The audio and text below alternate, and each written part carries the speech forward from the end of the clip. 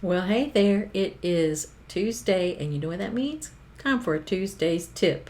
Now, today I'm going to be talking about mixing watercolors in 3 separate ways that you can use to mix your watercolors depending on what you want from that mixture. So, I'm Viv if we haven't met. I'm the founder of Art with Viv, and I'm coming to give you an art tip today that will either save you time, save you money, or make you a better artist. Pfft, who doesn't want that?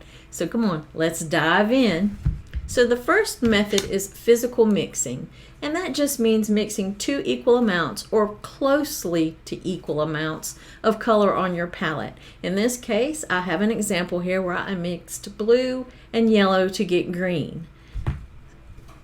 Now, there are 2 things about this, 2 major things, or the main things, and that is it's good for getting an even color that's the same throughout, and it's good for where you want an even wash without any variations.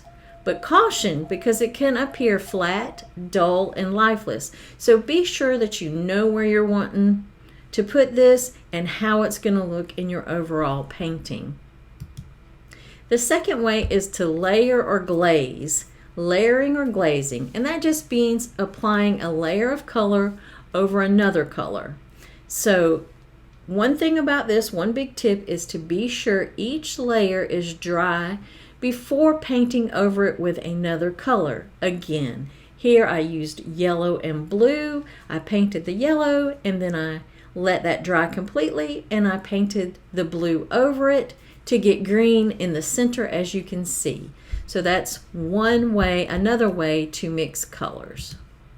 Now, it gives you more control over your final color, and the colors appear more luminous when you use layering or glazing. And luminous just means it has that glowy quality, like a stained glass window and the sun shining through it.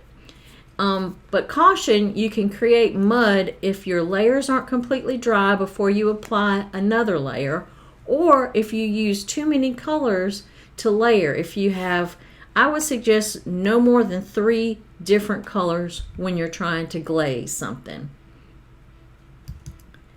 And the third is direct mixing. And what I mean by that is just applying the colors wet into wet directly on the paper. You would wet your paper and then you would just drop 2 colors in there and let those mix and mingle to form the third color. Again, in this case, I did blue and yellow, and I dropped those in, and you can see in the center where they mixed and mingled, they made that beautiful green.